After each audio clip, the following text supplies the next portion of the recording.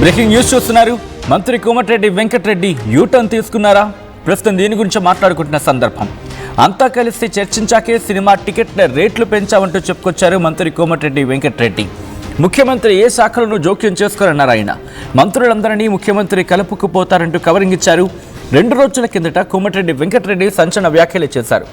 నన్ను మానసికంగా చంపుతున్నారన్నారు కోమటిరెడ్డి. నన్ను చంపాలంటే ఇంత విషయం ఇచ్చి చంపండి. బెనిఫిట్ షోలకు టికెట్ల రేట్ల పెంపుకి ఆదేశాలు ఎవరిస్తున్నారు తెలియదంటూ చెప్పుకొచ్చారు కోమటిరెడ్డి వెంకటరెడ్డి. తప్పు చేసిన వాళ్ళను దేవుడు చూసుకుంటాడంటూ హాట్ కామెంట్స్ చేశారు ఆయన. కోమటిరెడ్డి వ్యాఖ్యలతో పొలిటికల్ హీట్ పెరిగింది.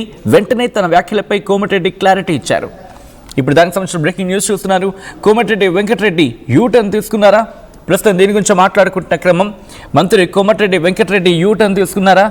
ప్రస్తుతం దానికి సంబంధించిన బ్రేకింగ్ న్యూస్ చూస్తున్నారు. అంతా కలిసి చర్చించాకే సినిమా టికెట్ల రేట్లు పెంచామంటూ చెప్పుకొచ్చారు మంత్రి కోమటిరెడ్డి వెంకటరెడ్డి. ఇంతకీ మంత్రి కోమటిరెడ్డి వెంకటరెడ్డి ఏమన్నారు? ముందుగా చూద్దాం. ఇండస్ట్రీ గురించి పట్టించుకోవడం బంద్ చేస్తాను. పుష్ప తర్వాత నేను కొత్త బెనిఫిట్ షోకు సినిమా టికెట్లకు పెంచామని నా దగ్గరికి రావద్దు అని వారం 10 రోజుల కింద కూడా ఏదో టీవీలో ఇచ్చిన. మొన్న ఆ మధ్యలో 2 రిలీజ్ కానీ నిన్నగాక మొన్న ఒక రిలీజ్ కానీ రేపు రిలీజ్ కాబోయే కానీ నా దగ్గరికి ఫైల్ రాలేదు. ఆ 2 సినిమాలు కూడా నేను ఎట్టి పడుతూ అప్లికేషన్ పెట్టుకోవద్దు, నన్ను కలవద్దని చెప్పినా నన్ను ఎవరు కలుస్తలేరు. వెంకటేష్ పుష్ప 2లో ఒక మహిళ చనిపోతేనే ఆ బాధలో ఎందుకు ఇచ్చినా అని బాధపడి ఆ హాస్పిటల్ వాళ్ళు నేను ఫోన్ చేసి మాట్లాడితే, సార్ డిఎంహెచ్ఓ గారు వస్తుంది కానీ పేమెంట్ అసలు ఇస్తలేరు అని చెప్తే నేను అసెంబ్లీకి వెళ్ళి ఉంటా పోయి 25 లక్షల ప్రతి ఫౌండేషన్ చెక్ ఇచ్చి వచ్చిన. మీరు గుర్తుపెట్టుకోండి, ప్రొడ్యూసర్ పంపలే, గవర్నమెంట్కి వెళ్ళి కూడా అమౌంట్ రిలీజ్ కావాలంటే ఒక ప్రొసీజర్ ఉంటుంది. డిఎంహెచ్ఓ అని అడిగినా, మెడికల్ అండ్ ప్రిన్సిపల్ హెచ్బి గారికి చెప్పినా మనం కడతాం సార్ అంటే హాస్పిటల్ కిమ్స్ హాస్పిటల్ దగ్గర మీకు తెలుసు అక్కడ మంచి ప్రాణం పోయినా సరే పైసలు కట్టండి, అక్కడ ట్రీట్మెంట్ చేయరు. కిమ్సే కాదు, ఎన్ని కార్పొరేట్ హాస్పిటల్ అడ్వాన్స్ పేయాలి. నేను పోయి పే చేసిన. ఆ తండ్రికి చెప్పిన, ఈ అబ్బాయిని ఏమంటే నేను చదివిపిస్తాను చెప్పిన. ఆ రోజే చెప్పిన అసెంబ్లీలో వచ్చి రిటర్న్ నెక్స్ట్ డే, ఇక ముందు తెలంగాణలో బెనిఫిట్ షోలు సినిమా రేట్లు పెంచబడవు, బెనిఫిట్ షోలు ఇవ్వబడవు. ఆ మాట కట్టుబడి ఆ తర్వాత నేను ఏ ఫైల్ కూడా సైన్ పెట్టలేదు.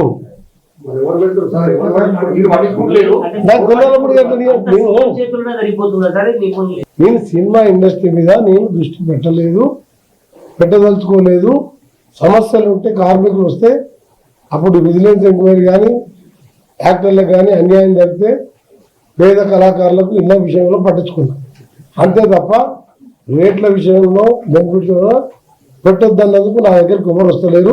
అది ఏం జరుగుతుందో నాకు తెలియదు. ఇప్పులాగా బతికిన వాడిని ఇవాళ నన్ను మానసికంగా గురి చేసి ఇప్పుడు మళ్ళా నువ్వు సినిమా సబ్జెక్టు అసలు మీరు వేసిన తర్వాత అసలు ఈ రాజకీయాలు ఏంది? అప్పుడు నా కొడుకు చనిపోయినప్పుడే రాజకీయాలు బంద్ చేసి ఉంటే మంచిగా ఉంటుండే. ఈ తెలంగాణ ఉద్యమం కోసం నా వంతు పాత్ర పోషించిన, సొరంగం స్టార్ట్ చేయించిన, ఎంజీ యూనివర్సిటీ కట్టించిన, మహాత్మా గాంధీ కంటే మోడల్ ఉన్నది. ఈ మధ్యలో బి ఫార్మసీ లా కాలేజీలు పెట్టించిన మన మినిస్టరే. ఇన్ని చేసిన కూడా వదిలిపెడతలేదు మీరు. ఇక న్యాయానికి ఏమున్నది? అందుకని ఆ దేవుడే తప్పు చేసినా శిక్షించాలని దేవుని ప్రార్థిస్తున్నాను అంతే. ఎందుకంటే ఇంతకంటే ఎక్కువ లేదు. మనము దేవుడు తప్పు చేసిన శిక్షిస్తాడు.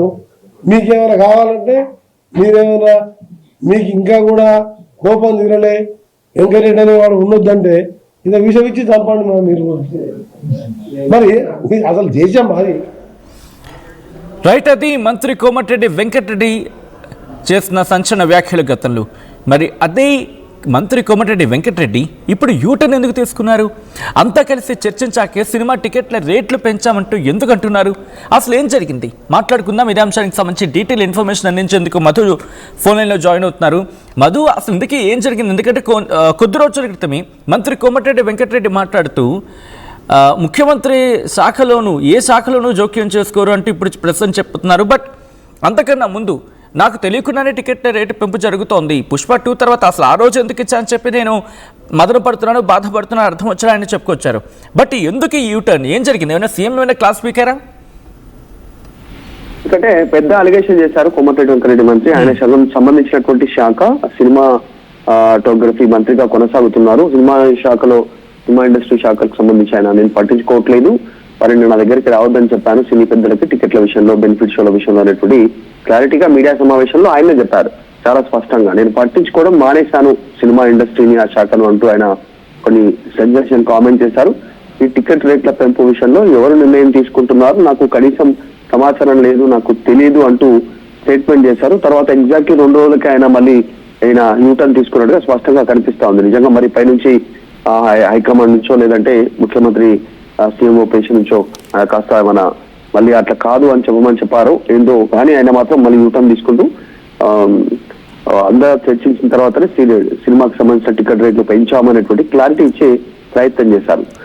దాంతో పాటు సీఎం అసలు ఏ శాఖలో కూడా జోక్యం కూడా చేసుకోరు అంటూ ఆయన స్టేట్మెంట్ చేశారు. మంత్రులందరినీ సీఎం కలుపుకుపోతారంటూ కూడా ఆయన చెప్పే ప్రయత్నం చేశారు. 2 రోజులకే ఆయన ఈ మాట మార్చడంతో ప్రస్తుతం మళ్ళీ రాజకీయ వర్గాల్లో చర్చ కొనసాగుతుంది. పైనుంచి ఏమైనా ప్రెజర్ ఉందా కోమటిరెడ్డి వెంకటరెడ్డికి ఎందుకు మళ్ళీ మాట్లాడిన తర్వాత వెంటనే యూటర్న్ తీసుకుంటూ ముఖ్యమంత్రిని తర్వాత ఈ టికెట్ రేట్లకు సంబంధించిన అంశాన్ని మళ్ళీ సమర్థిస్తూ ఎందుకు మాట్లాడారు అనేటువంటి చర్చ అయితే కొంత కాలంగా ప్రస్తుతం చర్చ జరుగుతూ ఉంది. ఎందుకంటే గత కొంతకాలంగా కోమటిరెడ్డి వెంకటరెడ్డి పైన తీవ్రమైనటువంటి ఆరోపణలు వచ్చినటువంటి పరిస్థితి.